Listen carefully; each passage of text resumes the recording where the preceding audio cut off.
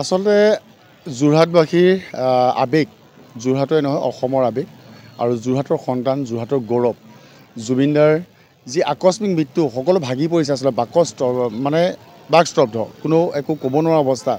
কিন্তু তাৰ মাজতে আমি অসম চৰকাৰলৈ আবেদন জনাইছোঁ, দাবী জনাইছোঁ যেন জুবিনদাৰ নিজৰ ঘৰৰ মাটিত তেখেতক সমাধি দিয়ক, এটা সমাধি ক্ষেত্ৰ ইয়াত নিৰ্মাণ কৰক।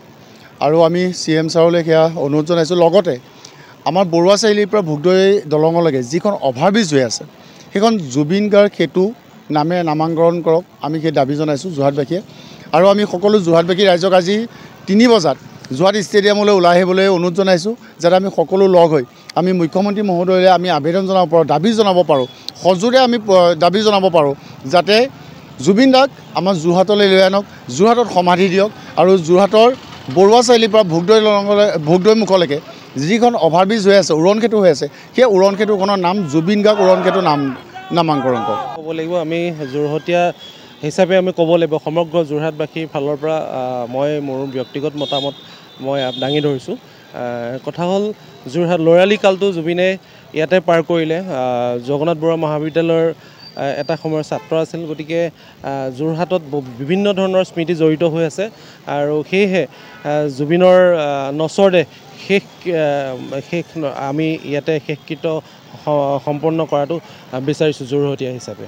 আচলতে যোৰহাটবাসীৰ আৱেগ যোৰহাটৰে নহয় অসমৰ আৱেগ আৰু যোৰহাটৰ সন্তান যোৰহাটৰ গৌৰৱ জুবিনদাৰ যি আকস্মিক মৃত্যু সকলো ভাগি পৰিছে আচলতে বাকস্তব্ধ কোনো একো ক'ব নোৱাৰা অৱস্থা। কিন্তু তাৰ মাজতে আমি অসম চৰকাৰলৈ আবেদন জনাইছোঁ, দাবী জনাইছোঁ যেন জুবিনদাৰ নিজৰ ঘৰৰ মাটিত তেখেতক সমাধি দিয়ক, এটা সমাধি ক্ষেত্ৰ ইয়াত নিৰ্মাণ কৰক।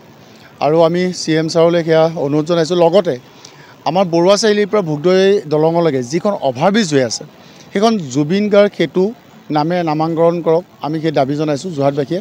আৰু আমি সকলো যোৰহাটবাসী ৰাইজক আজি 3 বজাত যোৰহাট ষ্টেডিয়ামলৈ ওলাই আহিবলৈ অনুৰোধ জনাইছোঁ, যাতে আমি সকলো লগ হৈ আমি মুখ্যমন্ত্ৰী মহোদয়লৈ আমি আবেদন জনাব পাৰোঁ, দাবী জনাব পাৰোঁ, সজোৰে আমি দাবী জনাব পাৰোঁ যাতে জুবিন দাক আমাৰ যোৰহাটলৈ লৈ আনক, যোৰহাটত সমাধি দিয়ক।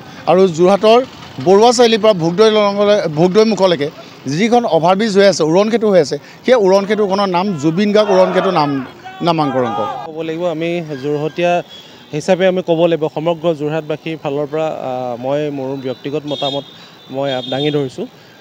কথা হ'ল যোৰহাট ল'ৰালি কালটো জুবিনে ইয়াতে পাৰ কৰিলে। জগন্নাথ বৰুৱা মহাবিদ্যালয়ৰ এটা সময়ৰ ছাত্ৰ আছিল, গতিকে যোৰহাটত বিভিন্ন ধৰণৰ স্মৃতি জড়িত হৈ আছে। আৰু সেয়েহে জুবিনৰ নচৰদে আমি ইয়াতে শেষকৃত্য সম্পন্ন কৰাটো বিচাৰিছোঁ যোৰহাটীয়া হিচাপে।